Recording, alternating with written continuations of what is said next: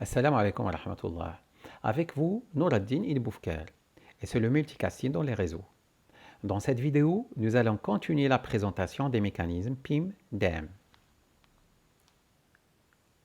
Nous avons vu que, une fois les mécanismes de flooding et RPF ont été exécutés, le protocole PIM va construire un arbre étendu à tous les routeurs, même si ceux-ci ne connectent pas nécessairement des membres multicast dans leurs réseaux locaux.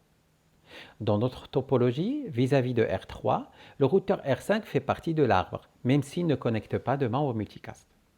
Ceci conduit à un gaspillage de ressources et aussi expose la diffusion multicast à plusieurs risques de sécurité. Pour pallier à ces deux limitations, le protocole PIM-DEM prévoit un mécanisme qui permet la limitation de l'arbre de diffusion aux seuls routeurs connectant des membres multicast. En effet, ce mécanisme il s'appelle le pruning ou bien l'élagage. S'il n'y a pas de membre de groupe sur une branche downstream, par exemple dans notre cas au niveau de R5, ce dernier il va envoyer un message prune au routeur en amont, c'est-à-dire au routeur R3, pour l'informer qu'il ne dispose pas de membre multicast dans son LAN et que les données multicast n'ont pas besoin d'être transmises sur le lien R3-R5. Une fois le routeur en amont a reçu le message prune, il supprime l'interface R3-R5 de la liste des interfaces en aval de l'entrée correspondante à SSG. Le processus d'élagage se poursuit jusqu'à ce que seules les branches nécessaires soient laissées sur le réseau PIM-DM. De cette manière, un arbre SPT à la source de diffusion est établi. Chaque interface d'élagage, ou bien chaque interface, élaguée, elle a un timer. Lorsque le timer expire, un processus d'élagage et d'inondation redémarre. Ceci va généralement conduire à une surcharge du réseau. Ainsi, grâce au mécanisme de flooding, d'RPF check et de pruning, le PIM-DM arrive à la construction d'un arbre spécifique à la source de type reverse SPT, qui n'intègre ou bien qui ne met en jeu que les routeurs qui connectent derrière eux des membres multicast. Par ailleurs, PIM-DM permet aussi la gestion des groupes dynamiques, c'est-à-dire des groupes dont la taille change en fonction du temps, que ce soit suite à un retrait de membres ou bien à l'ajout d'un nouveau membre. Pour la gestion des retraits, par exemple, le protocole PIM-DM utilise le mécanisme d'actualisation d'état pour éviter le gaspillage des ressources provoqué par des processus périodiques d'élagage ou bien de pruning. Le routeur de premier banc, ça veut dire le routeur qui connecte la source S, et il va envoyer périodiquement des messages de rafraîchissement d'état, des state refresh.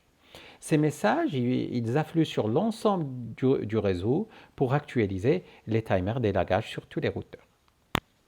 Ce mécanisme de rafraîchissement d'état, il va empêcher le routeur R5 par exemple de recevoir périodiquement des données multicast. Cependant, si cette branche reste à l'état élagué et que le client B souhaite adhérer au groupe multicast G, ben B ne pourra plus recevoir tout simplement le flux multicast. Pour pallier à cette limitation, ça veut dire pour supporter la possibilité d'ajout d'un nouveau membre multicast à l'arbre multicast, le routeur R5 de rattachement de B fera appel au message GRAFT. Comme le montre la figure, le client B il va envoyer un message à IGMP Host Membership Report pour demander d'adhérer au groupe multicast. Le routeur R5, lorsqu'il reçoit le message IGMP Host Membership Report de la part du client B, il va tout simplement transmettre un message GRAFT vers le routeur R5, l'informant qu'il souhaite recevoir un flux multicast associé au groupe multicast G. Après la réception du message GRAFT, le routeur R3 il va répondre au routeur R5 par un message d'acquittement GRAFT ACK. Et par la suite, il va mettre l'interface downstream, ça veut dire l'interface R3-R5, il va l'associer à l'état de transfert. Ainsi, grâce au message setRefresh et GRAFT, le protocole PIM-DM supporte la construction d'arbres SPT inverses prenant en compte la gestion des groupes dynamiques à travers l'ajout ou bien le retrait de membres multicast tout en contribuant à l'optimisation des ressources réseau. Dernière fonctionnalité que nous allons aborder dans le cadre de cette vidéo, elle consiste en la gestion des paquets multicast dupliqués. Comme le montre la figure, R1, R2, R3 reçoivent tous des paquets multicast de leur interface upstream. Et les vérifications RPF ont déjà réussi sur les 3 routeurs. Les interfaces downstream des routeurs sont connectées au même réseau local. De ce fait, R1, R2, R3 ils vont envoyer tous les mêmes paquets multicast au segment réseau. Par voie de conséquence, les 3 copies de paquets multicast se trouveront en duplication et vont entraîner le gaspillage de ressources au niveau du LAN. Pour éviter ce problème, un routeur PIM-DM enverra un message assert à tous les routeurs PIM du segment LAN après réception des paquets en double d'un routeur voisin. L'adresse destination du message assert est 224 0013.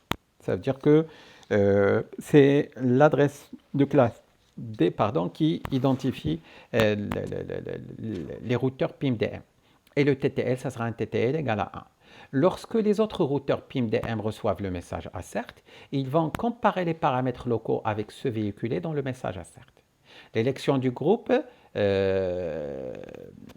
ou bien l'élection du routeur qui va se charger de la diffusion au sein du LAN va se baser sur la plus petite, tout d'abord la plus petite valeur de préférence du chemin vers la source. Si elle est identique partout au niveau de tous les routeurs, on va passer au plus petit coût de route vers la source de multidiffusion. Si les coûts sont identiques, on va sélectionner le routeur ayant la plus grande adresse IP de l'interface downstream. Ainsi, l'interface downstream du routeur qui remporte l'élection va transmettre ou bien va se charger de la transmission des paquets multicast au niveau du segment réseau. Les interfaces downstream des autres routeurs qui ont perdu l'élection ne vont plus transférer les paquets multicast au niveau des réseaux locaux. De cette manière, ces routeurs PIM, et ils vont supprimer les interfaces downstream de la liste des interfaces downstream de leur entrée SG. Après que l'élection d'assertion est terminée, une interface downstream est active, une seule interface est active sur le segment et on peut remarquer que ce mécanisme va permettre l'optimisation des ressources au niveau du réseau local. En guise de synthèse, vous pouvez retenir que le protocole PIM se base sur une conception protocolaire basée sur l'inondation, sur l'RPF check, sur les lagages et sur aussi la gestion des groupes à travers les messages graft et assert.